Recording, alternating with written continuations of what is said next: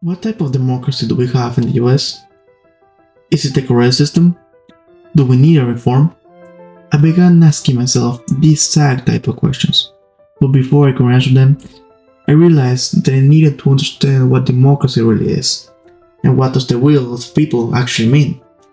In this series of videos, I'll be explaining the significance of this political system, from Greece to America. Having said that, let's get started. The word democracy is derived from the Greek word demokratia.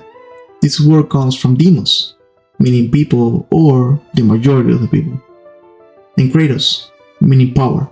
Thus, democracy is defined as the system of government in which power is exercised directly or indirectly by the people. Athens is often regarded by historians as the birthplace of democracy, and still it's a way for us to understand how the system was originally planned and how it evolved through history. Athens, like most cities at the time, emerged as a powerful aristocracy, a form of government that places power in the hands of small, privileged ruling class, the aristocrats. However, after many reforms and revolutions, Athenians turned to Solon, a lyric poet and later a lawmaker, to act as a mediator between factions, with the objective to restore balance and order. Quote, as a lawmaker, Solon wanted to shorten the gap between the rich and the poor Athenians. Growing up wealthy himself, he did not show much interest in the pleasures and privileges his peers enjoyed. He attempted to balance political power among economic classes. Solon's government was not exactly a democracy. Demos in Greek means the majority of the people, as I said before. But the elite still had control of the city-state. Only members of the two wealthiest classes could become merchants or magistrates. However, for the first time, he opened no membership in the assembly to all Athenian citizens, even the poor. The Athenian statements also attempted to make the court system more fair to the lower classes. He gave the right to any citizen to seek justice for someone else who was legally wrong.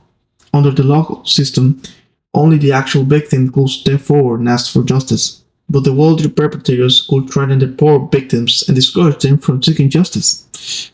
To discourage such intervention to justice, Solon gave the assembly, made up of all classes, the authority to act as an appeals court. This was a check on the power of judges elected by the wealthy classes. Even though the government of Solon was not a democracy in modern terms, it certainly ruled that way.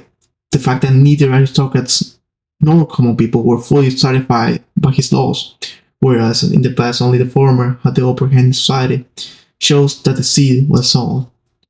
Now, the common people could claim their rights. They gave the lawmaker, believed his laws, and the system of the government was fair to all, and it was up to them to assume citizens' responsibility and be politically active for the good of the state. Even though some citizens asked him to remain in power as a tyrant and change some of his laws, he refused and stepped down. Unquote. Solon did not immediately establish democracy in Athens, but he laid down the principles, such as political participation, equality, and justice. In consequence of these changes in the political system, philosophers at the time, such as Socrates and Plato, began questioning this system. Is democracy really the future of good, healthy societies, or will tyranny rise due to the failures of the system? In the next video, we'll see how the system worked in its early stages and the structural problems that led many philosophers at the time to question democracy. Thank you for listening, and see you later.